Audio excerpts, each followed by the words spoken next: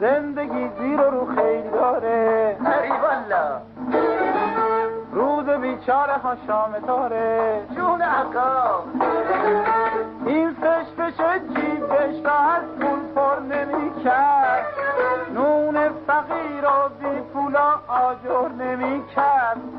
یه روز آخه 10 تومن کار شاپاک داشت، از غیرت و مردونگی یارو را انداخت.